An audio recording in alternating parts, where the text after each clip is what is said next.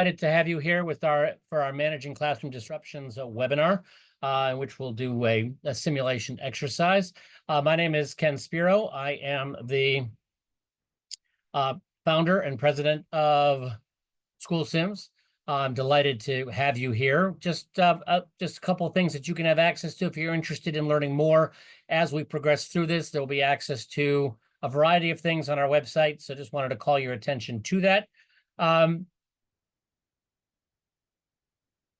For me, my operating premise is that experience is the best teacher. I've been doing simulations now for 35 years, only more recently in K-12 for the last 10 years or so. And again, my focus is really on this idea that experience is the best teacher. When you think about other high stakes industries, you wouldn't put a pilot in a plane. You wouldn't put a doctor or a nurse into a patient suite. We wouldn't set a soldier out into the field in any capacity without hours of simulation. We feel that the same is appropriate for, and in fact, maybe even required for teachers and for administrators in schools. The stakes are pretty high. We're dealing with our children at whatever level. And so the opportunity to engage in practice, the opportunity to engage in safe practice, if you will, where it's okay to make mistakes. It's really important to distinguish between the ways as humans that we learn. You're all familiar, obviously, as teachers, many of you, and certainly you've gone you were both students and now teachers, where you instruct, right? We deliver content in whatever form we do it and we design it nicely. We take content that may not be interesting. And for younger students, right, they may not even know, right, what they're coming into yet, right? So we have to design it very thoughtfully in order to deliver it. But it really is all about instruction in some way, shape, or form. We're helping them understand or know things that they don't know. However, there is another form for learning, right? There is experience, if you will, right? The opportunity to learn by falling down. When we think about how we start learning from infancy, we learn by doing, right? We fall down, we get up, we proceed from there. We see what hurts, we see what's hot, we experience that, and we experience it through mistakes.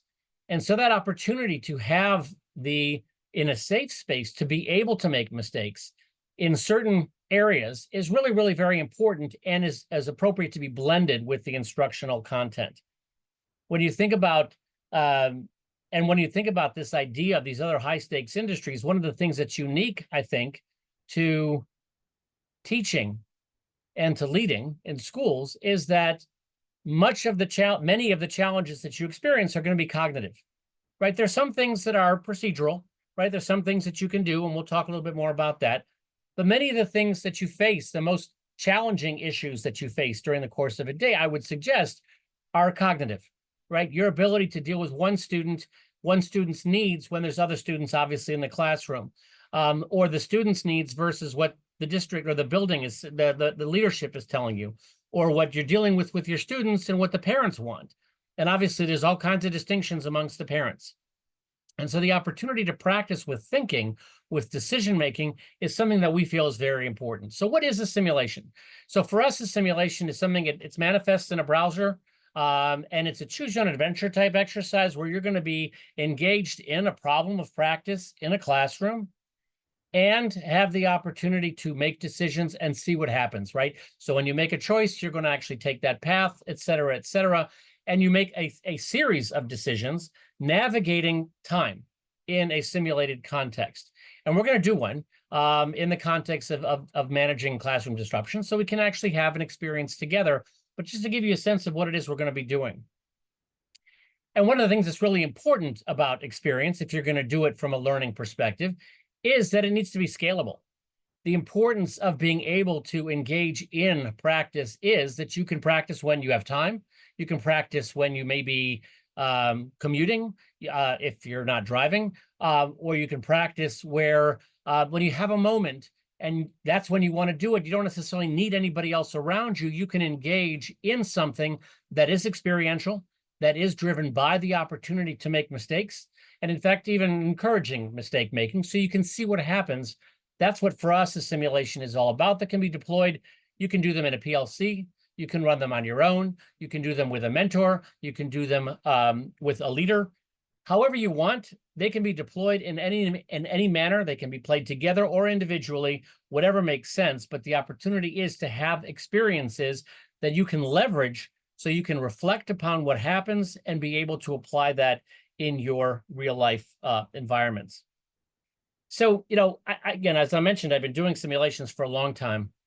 I've done them with audiences around the world in multiple different industries. And I would say to you that in that experience that I've had, that the job of a leader in a school, and I would qualify when I say leadership, I mean leading in a classroom or leading in a building or leading in a district, right? The job of leadership in a school is probably the most complex, complicated job I've come across. And I say that because nowhere have I seen a job that on the one hand is the decisions are really complicated and the stakes are very high, again, dealing with our kids, and yet it's exacerbated by a group of stakeholders whose demands are so exclusive of each other, and each one might be more irrational than the next, right? There's a lot of self-interest going on, right? Each student that you have to deal with on the one hand, right? They have different needs, different wants, different requirements, if you will. They've got parents, 1, 2, or guardians that have their interests in mind, which may not be aligned. You have the building, you have your colleagues, you have the administration in the building, administration in the district, the community. Navigating in that is complicated. And in fact, I'd suggest to you that, really, it's not about getting it right, because there probably is no right in many of these cognitive or adaptive issues that you're going to face. And so the best you can do is exercise good judgment, right? We have to be thoughtful, because acting mindlessly is probably not going to end well. So we need to be thoughtful on the one hand, but at the same time need to be resilient, right? Because it's really all about, even when you get knocked down, that you get back up. And you can't teach either of those things from the standpoint of being able to be thoughtful. We are mindless, habit-forming creatures as human beings. We're filled with decision-making biases and heuristics that keep us from being thoughtful, because we're habit-forming, right? We like to get good at stuff so that we don't have to think anymore. So we have to actually be thoughtful. We cannot do things by rote, but at the same time, we have to have thick enough skin that we can navigate even when, and be able to even sometimes to reflect on it. And I am humbled when I speak with teachers, because I know I can only imagine what it's like. I mean, I've known teachers. I've worked with teachers as a board member. I've never been a K-12 teacher myself. I teach in adult contexts. But one of the things that one doesn't need to look very hard to see is that, actually, I'll let you read this quote. This is my favorite quote. It says, Viktor Frankl was a Holocaust survivor, a psychiatrist, a neuroscientist. And he said that between stimulus and response, there's a space, and in that space is our power to choose, right? There's no shortage of stimuli in your day, right? You have students, obviously, and they don't always act in the way that you would like, either to you or to each other or to others in the building. You have parents who may not communicate in the most kind way, if I may. All right, so there's stimuli which may cause you to react. You're certainly going to emote, right? You're going to have feelings about it. But it's important that one not react in that moment, right? Generally, as I sometimes joke, the deer in the headlights rarely goes well for the deer, right? So we want to make sure that we're not the deer in the headlights, that when we are facing a stimulus that is upsetting, that is makes you angry, makes you sad, makes you tense, right? These emotions are real and they are present. And there is the opportunity to get into what's called amygdala hijack, right? Where you get into that fight or flight or freeze mode. It's important to be able to take a breath, let the moment pass, validate your feelings. It's okay, whatever you're feeling, it's absolutely okay. And then, give it even just a moment of thought, but then respond so that there's that opportunity. And that's not something we can teach, right? You can tell yourself this, but the only way to get better at that is to practice. And obviously the school of hard knocks, as you all know, is really kind of painful. So from the standpoint of how we think about things, and we think about this idea of experience, first of all, we don't think that experience is enough on its own, right? Because there's stuff we don't know. So there's stuff we need to learn, which is the what and the how of things, right? That's what we call, and this is adapted from a model called adaptive leadership by Ronald Heifetz at Harvard. So we think about, you can think about things as technical and then adaptive, right? There's some things that are procedural in education, and those are, those have challenges, and you've learned them in school, and you're utilizing them to teach your students. And then there's the adaptive kind, the ones that, well, there's not a recipe to follow. There's not 10 easy steps to building a lesson plan. There are things that we need to be thoughtful about because how they apply, either you're going to have to deal with different students or different aspects of what's going on or balancing. Those are the kinds of things we like to think about, is these adaptive challenges, but they need to be blended with the procedural as well, and with the stuff that the information that you need to know. And so when we think about the use of simulations, it's often blended with something, right? Whether it's standards, so you're thinking about, because you can do them on your own, but it's aligned to something you're trying to develop. It's aligned to, and maybe there's an article you'd like to read or that you just read, which has some insights in terms of an interesting model in terms of managing disruptions. But then you want to practice it. Then you want to deal with, what if I make this decision? What's going to happen? And what happens after that? And that's where the role of simulation really takes place. So with that in mind, I will open it up. Any questions that people have? Does this make sense? Because now we'll dive into a simulation. And feel free to just unmute and ask.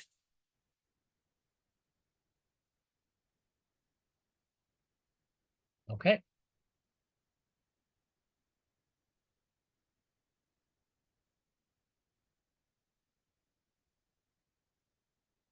Welcome to the Managing Classroom Disruption simulation, created by SchoolSims, together with the Kern County, California, Superintendent of Schools.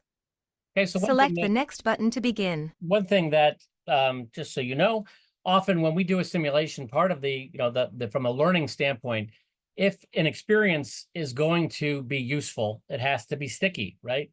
We want it to be something that you will remember, right? And when it comes to memory, even experience, not everything is memorable, right? As evidenced by the fact that you might not remember what you had for breakfast this morning, but you remember an event that happened in your childhood with perfect clarity, or with seemingly perfect clarity, right? So the aspect of what makes things memorable is, one of the things is emotional engagement, right?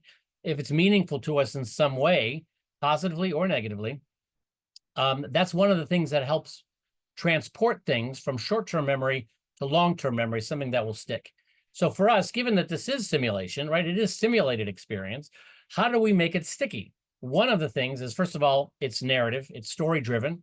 And as you know, right, there's probably no more powerful tool for engagement of any level student than stories, right? We're wired for it, to engage with them. So we want to, and that evokes as emotional, emotions can be evoked as you know, from watching movies, from shows, reading books, or whatever it is, even, narrative videos, right? They are compelling because of the underlying narrative. That's one aspect to it. The other aspect is that it needs to be authentic. Right. So we're going to tie into things that are, hopefully it's a scenario that, well, it's not my school, but it could be, kind of thing. And we deal with video and text because, well, they're not my people or my students, but they could be.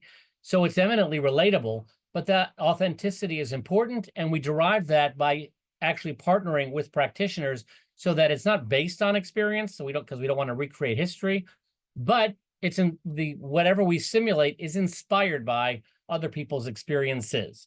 So, and again, when it comes to experience, we're not teaching, right? This is not going to be a lesson on how to manage classroom disruptions. Okay, you can take a class for that. This is going to be an opportunity to practice managing classroom disruptions and deal with consequences as they play out. So practice both the decision-making and also navigating the consequences as they come back, because frankly, there's always blowback. And one of the things I wanted to also highlight before delving into this is, when we think about a sim, we break it down, and these are these one-pager overviews that we have for each sim. So by all means, this is something we can send you if you're interested in seeing them. So this is a managing classroom disruptions. Your role, right? You're going to be an language arts teacher in a high school. And we're going to deal with the challenge in a particular student because context is important, right? Because we want to get at the situational awareness. These takes place in a context, as I mentioned, not your context, because that's that opportunity to realize that, because every day is different. So you need to be aware of what's going on in the moment. There are going to be some key characters that you're going to be interacting with. So there's a ripple effect. So it's not just you and a student, it's you and, well, there's more, right? And if you forget that, that could hurt, right? Because that could come back to bite you at some point if you haven't anticipated where some of these reactions can come from. But at the end of the day, what makes these things challenging are the trade-offs. It's understanding that there's pluses and minuses. There are different ways you can address challenges. And these are some of the trade-offs that were thought about as we developed this simulation, because there's not a right or a wrong on each of these. And there's going to be different between how you deal with one student versus another student. But these are the kinds of things that we'll be evaluating between. And then we have to choose what we would do, because we are the decision. It's us, right? That you are not the same as the person sitting next to you, figuratively, because you approach things differently. Who you are, your style, your lived experience, how you navigate, that's all absolutely valid. And it's important for us to have the opportunity to be able to think about how we do things, but also to think about how others might do them, because that might be something that we can incorporate into our practice as well. And obviously, there's some opportunities for discussion, and they're aligned with the standards. So if you're thinking about this as something for your own individual development, if you're aligning it to something you're trying to do, you're micro-credentialing, you're looking at a particular skill set, we've aligned them in a variety of ways. But again, just getting at that, what it is that we're going to experience is going to be an opportunity where it's messy, where it's not about getting it right. It's about making decisions and dealing with what happens subsequently. And again, looking at this as an opportunity to practice. Okay, back to the sim. Any questions, thoughts? And again, feel free to please chime in. If I don't see it, then my colleagues will, and we'll be able to answer it. And again, I really would invite participation, please, because this is really all about you. And I know I'm giving you a lot of words and hogging the stage, so to speak, but please, by all means, interject where you think that there's something that might be worth saying, something that you're seeing that is maybe you're questioning or something you find intriguing. So please feel free to chime in. Navigation. As in real life. So real quickly, one of the things you'll find in a sim is there's no back button. And the reason for that is because it's about having an experience, no mulligans, no do-overs. In life, you can't take that decision back, right? Once it's done, okay, deal with it. This is an opportunity here too. And so you're going to get anywhere from 6 to 10 decisions if we get through it. And so the opportunity to live an exercise, because also sometimes the consequences aren't immediate. So being able to realize what could happen, again, maybe in that ripple effect, somebody else is affected downstream, so to speak, in time. So no back button. We're going to deal with it, and we're going to go down and navigate. And oh, by the way, if you want to see what would happen if you tried something else, play it again and have another experience. Because again, as a choose your own adventure, you can do this multiple times, have different experiences.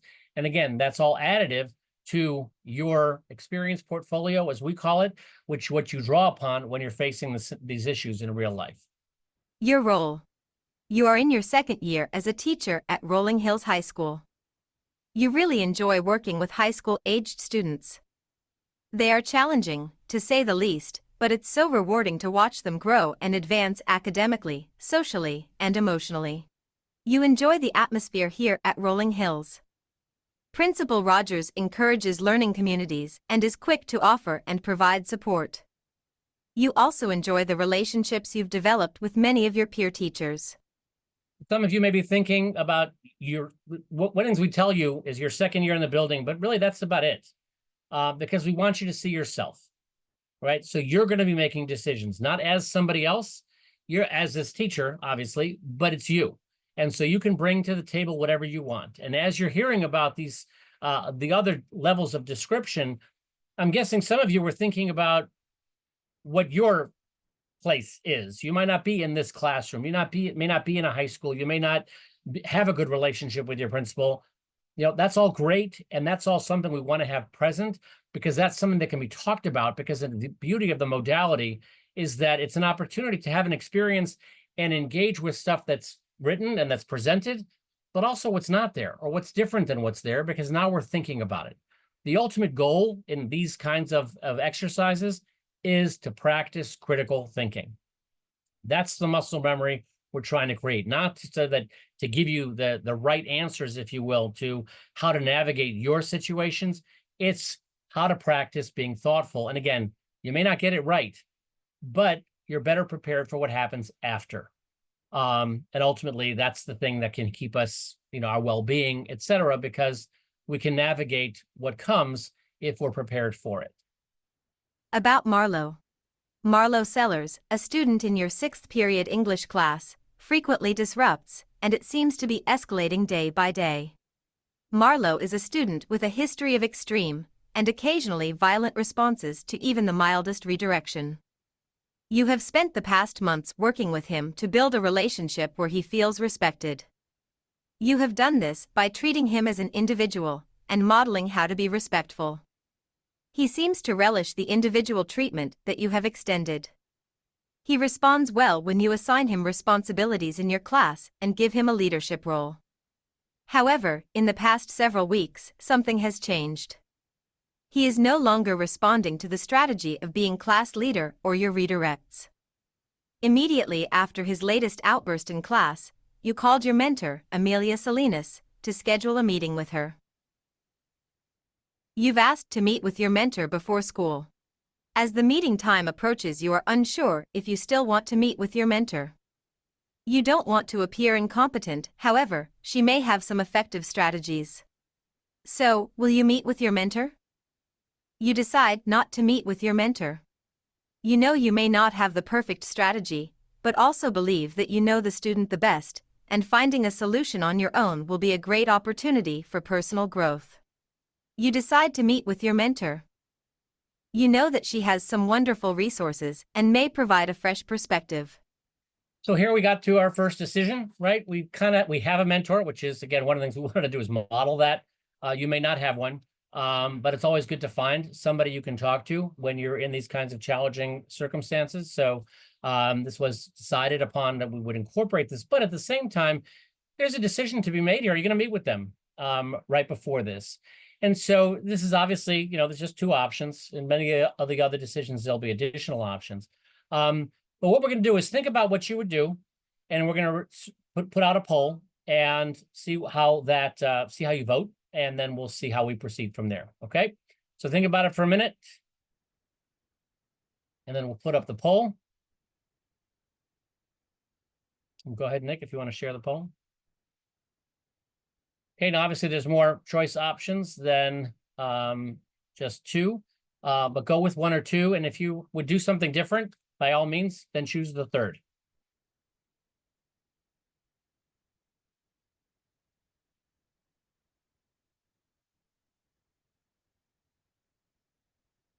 Okay, let's take about 15 more seconds.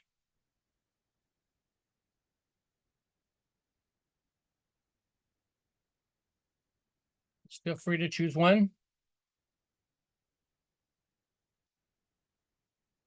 Okay, 5, 4, 3, 2, 1. Okay, why don't we end the poll?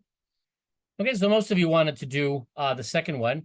I'm curious, why would you choose not to meet with your mentor? Anybody want to share? And again, please feel free to either put it in chat or just unmute and speak up.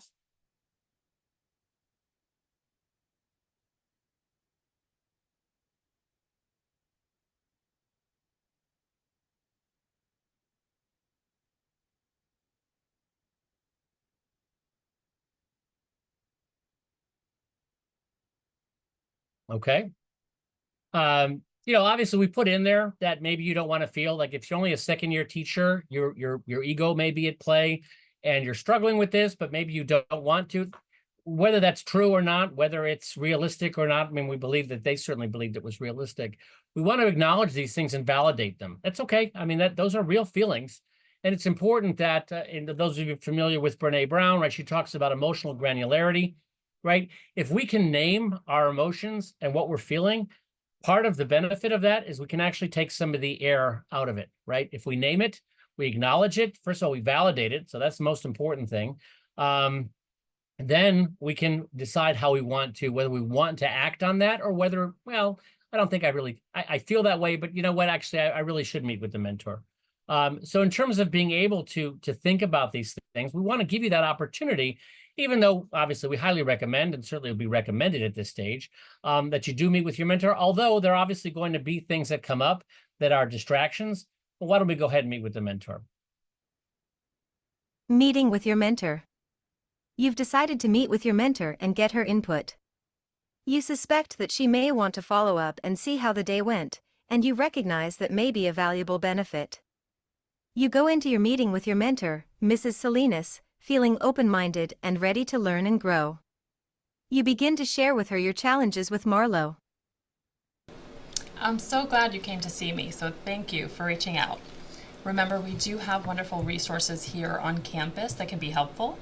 We have our behavior specialist who meets with students individually as well as in groups.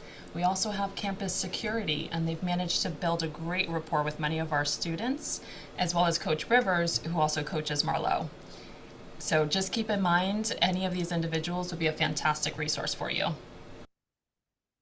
Amelia then asks, what might be the benefit of reaching out to some of the resource staff here on campus to help Marlo with his behavior? Type your responses in the space below. So one of the things that we, in addition to the Choose Your Own Adventure, we also have this opportunity for qualitative response where actually you can just type in your thoughts here. And again, even in synchronous or asynchronous programs, the opportunity to actually be thoughtful about, hey, what are the benefits of reaching out? Well, how do we think about the other resources? We're not alone, right? That's one of the things that, you know, looking at things from the outside, it does seem like the job of the teacher, the job of the administrator is very isolating, right? You are there, and you're kind of the tip of the spear, so to speak. You know, it comes to you, right? You're the one who's accountable. You're the one who is the decision maker, and that's very isolating, which can add to stress levels, loneliness, and you know, kind of lead to, right, potential downsides to one's well-being. And so the opportunity to be thinking about other resources. What are some of the benefits of reaching out? What do you think at this point? Again, feel free to put it in chat or to just speak up.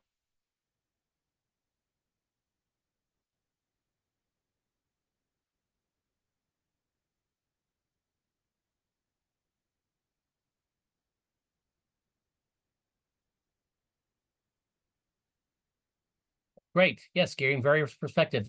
Absolutely, right? You want to get beyond how you think, and have the opportunity to to hearing how other people might be thinking about this, especially if they have other areas of expertise beyond yours. Demonstrate that you're working as a team, right? And that's really important, right? You want to be thought of as a team player because ultimately, again, you don't want to get isolated, and have that opportunity where they come to you, you go to them. And obviously it makes you feel more belonging. That's great. Thank you.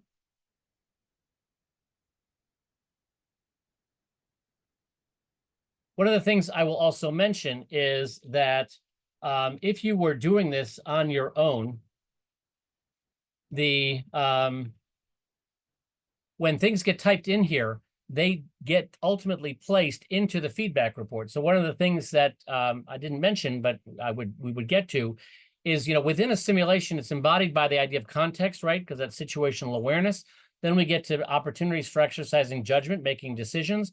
Then there's the opportunity to experience consequences, to deal with what happens.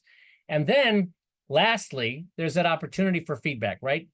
And the importance of reflection is really important, as with, you know, any experience that you have. If you don't reflect upon it, that opportunity for learning from it goes away. So reflection is really important, but we hold off until the end, again, as I mentioned, so that you can live the timeline, you can live the range of decisions that you're going to have to contend with but then have the opportunity for reflection on each decision that was made. And I'll show you a sample feedback report. But whatever gets typed in here gets added to that feedback report or can be submitted to either a coach, a mentor. If it's part of a university program, get submitted to the faculty. In our context, if you were to engage with simulations for yourself, you could submit these and we can provide an opportunity for feedback. And so, kind of a quasi mentoring from an outside of your building perspective, but an opportunity to get some feedback and have some dialogue as you begin to think about these things. But these are open-ended. They're not evaluated. It's really an opportunity to get your thoughts on paper, so to speak, so that, again, it ties into kinds of the things you ought to be thinking about as you proceed. Okay, so let's keep going. You consider the staff resources available to you. Each staff member has different strengths that could be helpful in different situations. Amelia then asks, based on the challenges you are currently experiencing with Marlo, which do you think you might reach out to for more support in the future? Behavioral specialist. Behavior specialist is a good choice because he can link Marlo to other resources outside of the school site. He may not always be readily available. Campus security. Security is a good choice because the officer is available during the school day and can respond quickly when called. However, the too frequent use of this resource may water down the potential impact. Marlo's basketball coach. Marlo respects Coach Rivers and values his playtime. However, he may not always be readily available. Okay, so again, one of the things we do, that we can do in a simulation is to parse time. Now, you may think that you might do more than one, but if you had to choose one, which would it be and which would be the first one, right? You may end up talking to more than one, maybe. But because we can only do one thing at a time, it allows us to parse time, if you will.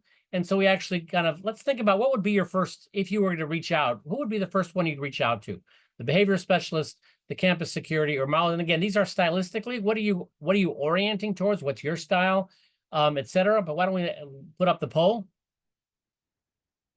And again, choose 1, 2, or 3. And if you had a different option, choose 4.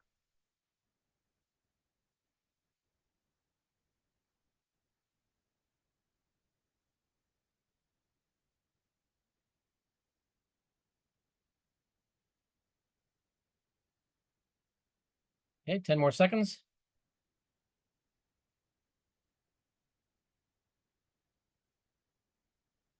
5, 4, 3, 2, 1. Okay, let's end the poll. Okay, so we have more wanting to go with the basketball coach. Anybody want to share why? Why would you start with the basketball coach?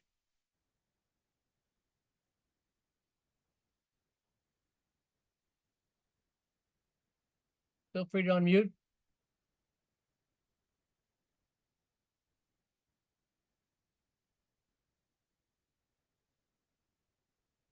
Okay, now obviously this could be an opportunity for something that maybe this student really loves, somebody who he really respects, and have the opportunity to engage from that perspective.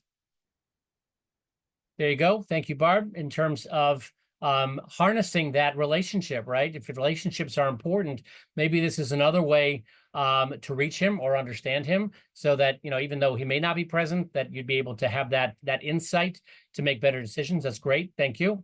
Anybody who said the behavioral specialist want to share?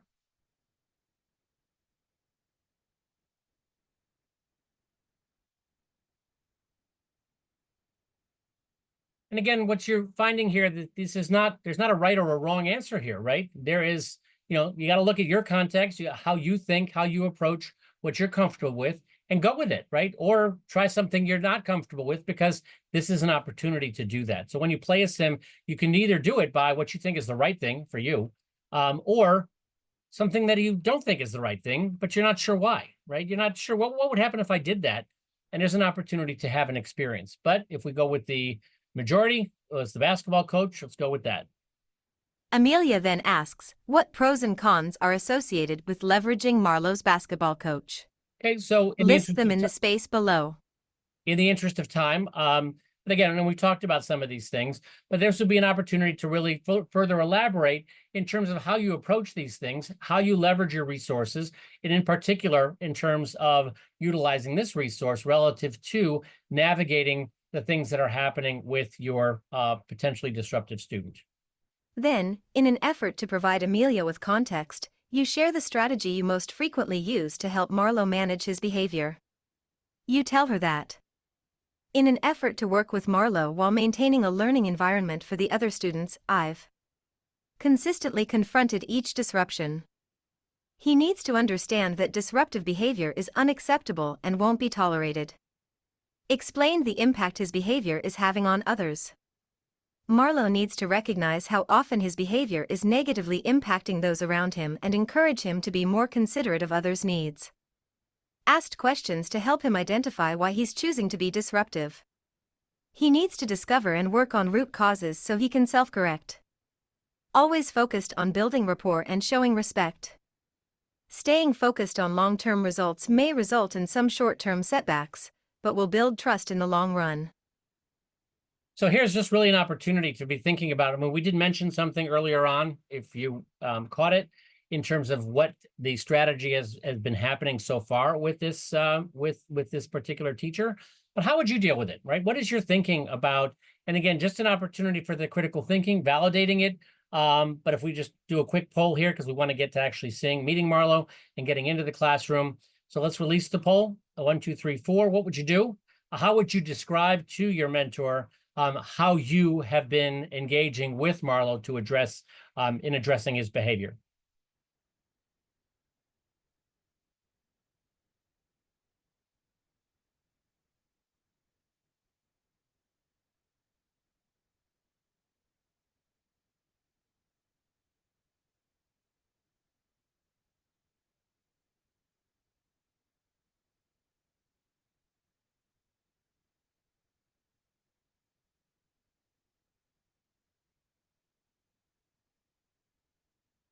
Yeah, let's take about another 10 seconds.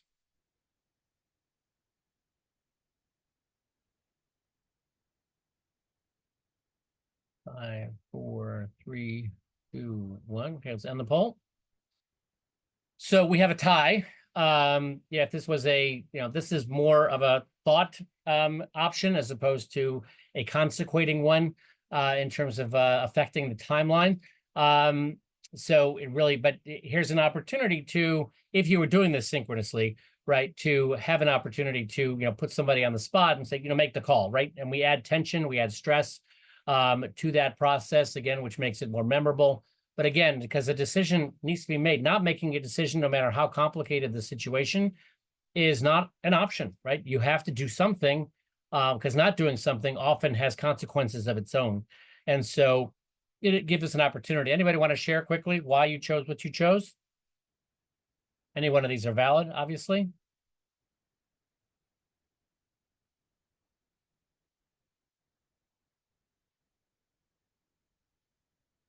Okay. We will close the poll. Let's choose 2. So as I'm listening to you, I'm hearing that you do want to teach your students how their behavior impacts others. However, you have expressed that different strategies aren't always effective with all students in all situations. So just keep in mind, sometimes different strategies will work differently with different students in different situations. So you would have seen a slightly different video depending on which choice was made. But this was just about the conversation with the mentor. Discussing ideas. The two of you discuss strategies you will use to build the fragile trust that's developing between you. Miss Salinas also provides you with additional ideas. You take notes and feel good about giving some of her ideas a try. And obviously, we're looking to promote the idea of it's always worthwhile to speak to somebody, even if it's a peer, right? It doesn't have to be a mentor, again, depending on what you have access to. But the importance of being able to give voice to some of the challenges can often lead to better things in terms of ideas or just, again, getting it off your chest, so to speak. But wow, that hour went by fast. So before you see Marlo again, just think about your classroom expectations and how you communicate them. We've gone over some of the available resources that we have here, so just consider how you can use them to your advantage to help support your students as well as Marlo moving forward. You're not alone in this. Stop by this afternoon and let me know how your day went. Yet again. It's the beginning of the last period of the day, and shortly into the lesson, Marlo starts talking loudly as you are explaining the term of the week.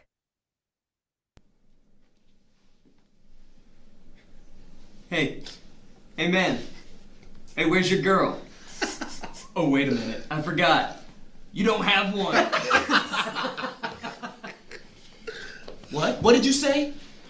Yeah, he hasn't seen my videos, so he thinks I'm just roasting him. Oh, it's a trend where you insult or just be rude to somebody, and then you film their reaction. And then you can make it funny by adding videos or music on top of it. Whatever, I don't care. Just stop sticking your phone in my face.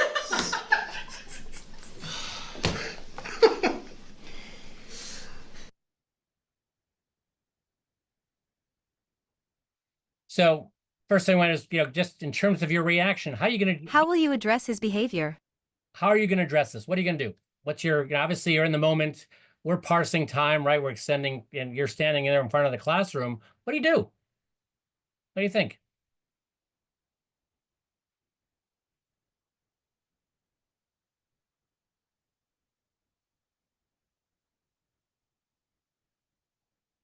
Again, feel free to unmute.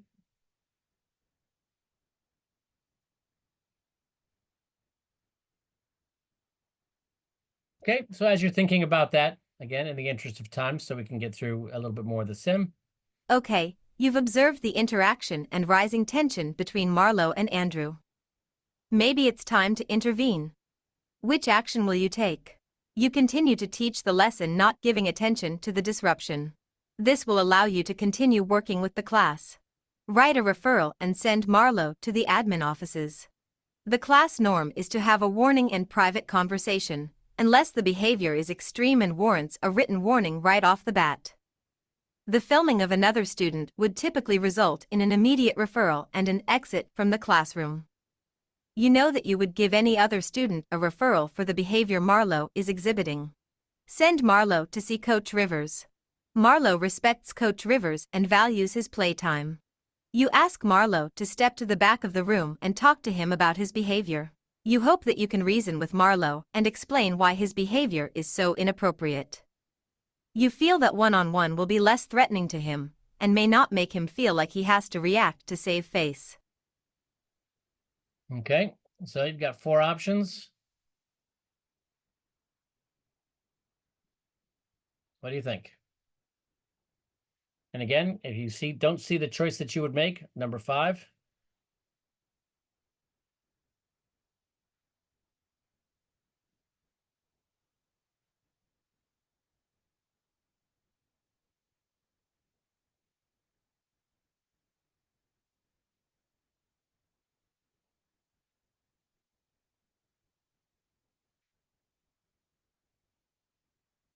Ten more seconds.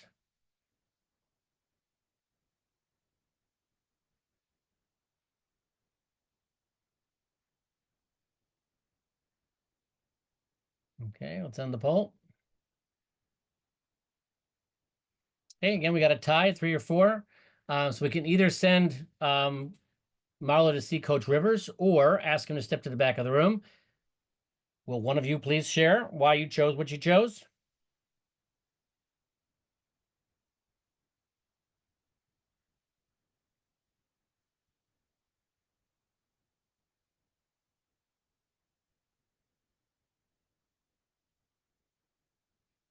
And when you think about those trade-offs that exist, right, that we highlighted in the beginning, and as you're thinking about this, and one of the things we're trying to make overt, right, is that critical thinking process, right? So you're thinking about the opportunities for where you're thinking about what those trade-offs are, giving them a voice too, and realizing that, okay, I could, this makes sense to do that, but there's a downside. It makes sense to do that, but there's a downside, because there's rarely going to be, if it were easy, right, you wouldn't have to think so much about it. And so the opportunity to, again, give voice to the different sides of the trade-off and to recognize what they are and that they exist, so that as you face things like this, or, I have different, but similar, right? To be thinking about how you approach things, what your comfort level is, which is obviously valid. And then again, be prepared for the downside, right? Because there may be a negative to that, which you opt for, right? Because you can't avoid it, but then be prepared for when it comes that you're ready for it because it's going to happen. And so being able to, again, validate from that perspective, there's going to be positives and negatives. If you send Marlo to the coach, right, it could be beneficial for Marlo, it could be beneficial for the coach. It may have a negative aspect to you because now it diminishes maybe in Marlo's eyes your place. The opportunity to have Marlo step to the back of the room. Again, you're focusing on him and giving him what he needs. That's important. But would you do this for the other students, or what are the other students going to think? And so being able to consider these various trade-offs are really important. Thank you, Barb.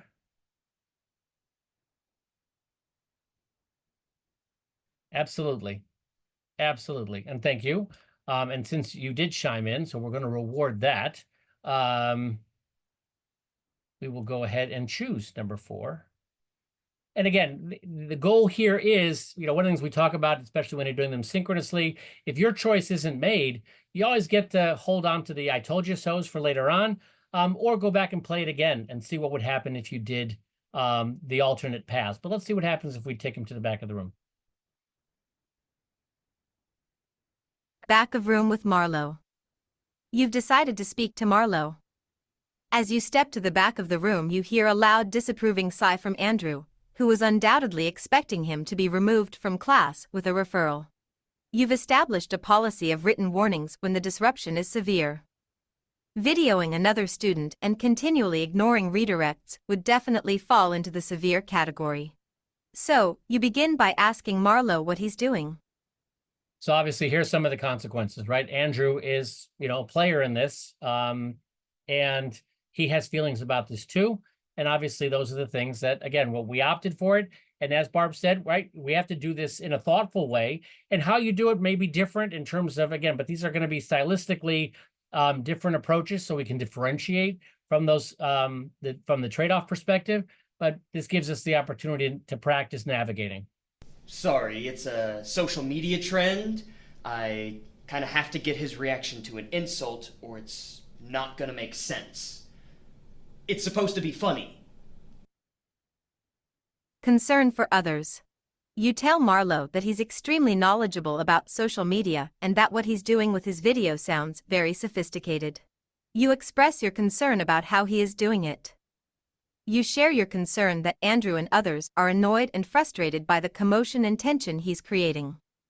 He doesn't respond, but you can tell by the look on his face that he is at least considering what you've told him. Speaking with Marlo. You go on to ask Marlo questions to help him recognize the impact his behavior is having on others. As you do so, he begins to calm down and even becomes apologetic. As you continue your discussion, he discloses to you that his mother has been very ill, and there is a lot going on at home. She has stopped working and food and resources are scarce. The situation has caused a lot of conflict within his home, and he shares that he is really scared.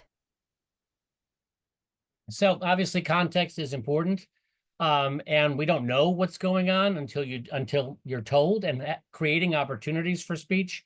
So again, how you get to that point is important, and it's certainly valuable in terms of the relationships.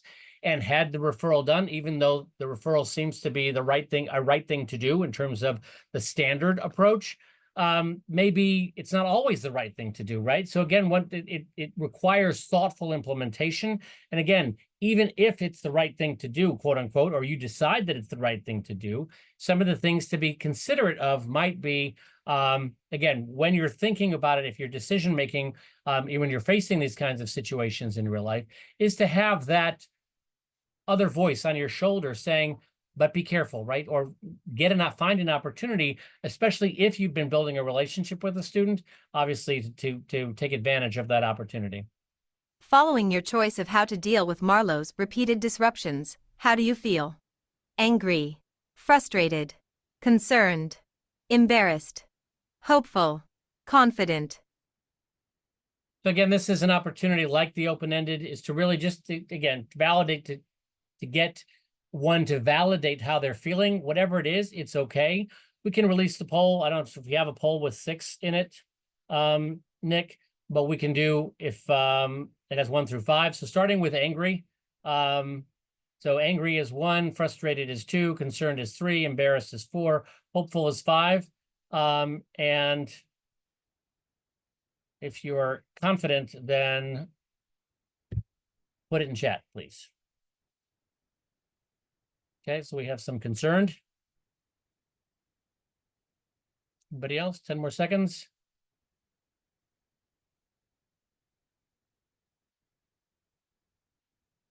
4, 3, 2, 1. Okay, end the poll. This was an easy one. Everybody is concerned. Okay, good.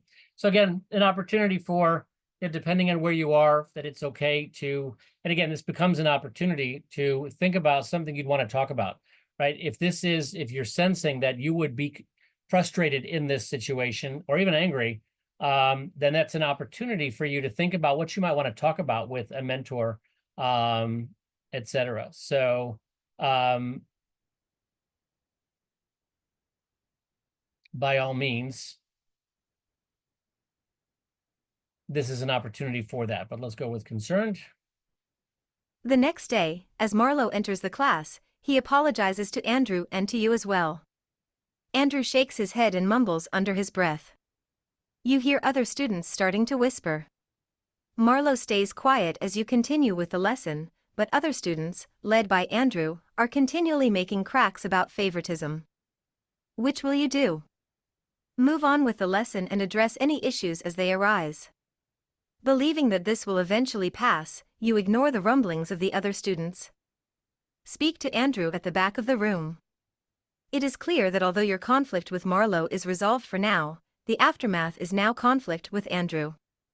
You feel that you may be able to reach him if you can speak to him without the distraction of an audience. Quietly inform Andrew that you will be speaking with the behavior specialist, Mr. Cartwright, to arrange for them to meet.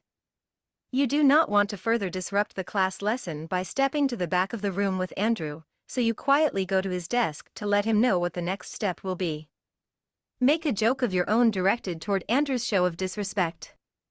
You become increasingly annoyed by Andrew's comments, and decide to respond with a crack of your own, thinking this may shut down his bold and disrespectful behavior. One of the benefits of this modality is that it allows us to handle the flow of time, right? So it's distinct from role plays, which I'm guessing many of you have experienced, which are valuable, and these are not instead of role plays. Role plays is a different form. There are different benefits to role plays, but one of the things is they get fairly focused on that point in time, right? We're dealing with that situation as it's playing out in the classroom, and maybe go deeper, or dealing with obviously another actor, so to speak, or maybe another student. But this allows us to actually cover, okay, so what happens tomorrow? And that opportunity to live the problem of practice over the couple of days, and with the range of stakeholders beyond just the ones that you're interacting with. So real quickly, 1 to 4. What do you think? How would you respond to Andrew and his reaction to how you handle the situation, but really feeling that it was a little bit more biased towards Marlowe?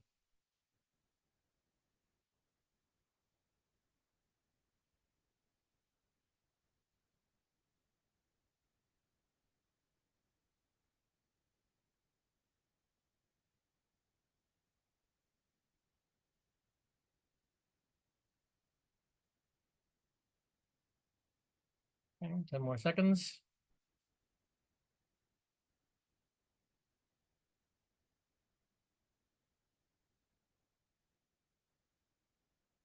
Okay, let's end the poll.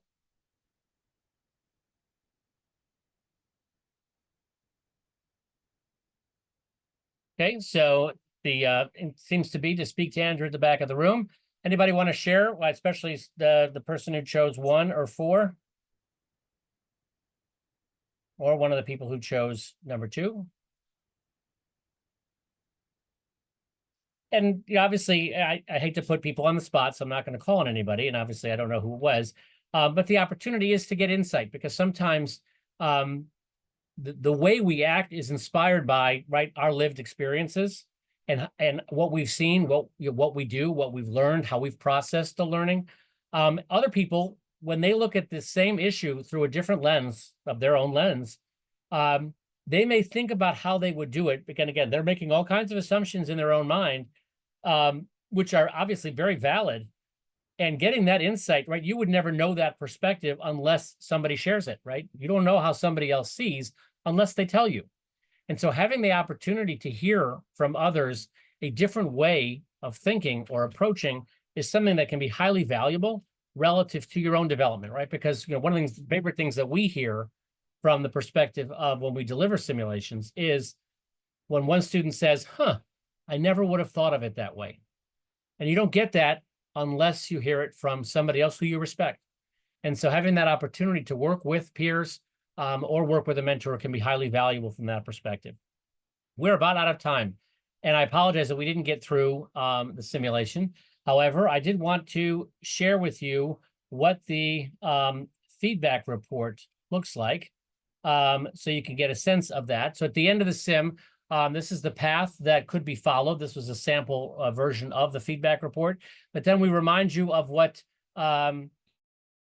each decision that was made, what the learning objective in that scene was, remind you of your choice and the other choices, and then the specific feedback on your choice, right? So why, what was going on in this context, whether this was a better choice or a less good choice, etc. Here again is where those open-endeds, where we put in a response. But here's some considerations, just some things to be thinking about, or you might have been thinking about when you were facing that particular qualitative response. And again, then you can review this for each of the choices as you played it. And again, then you can go back and play it again. So from the standpoint of the nature of the experience, that would be how the experience would proceed. So to get back to the opportunity in terms of, we have a whole library of these simulations. And so we have a range of teacher sims. We also have leader sims, also some counselor sims, and we also have some mini sims, right? So I mentioned the difference between technical problems and adaptive challenges, right? So having some simulations for some of the technical things are also important. And so we have a series of mini simulations that you'd be able to get access to. And obviously some of the topics that are covered in the problems of practice.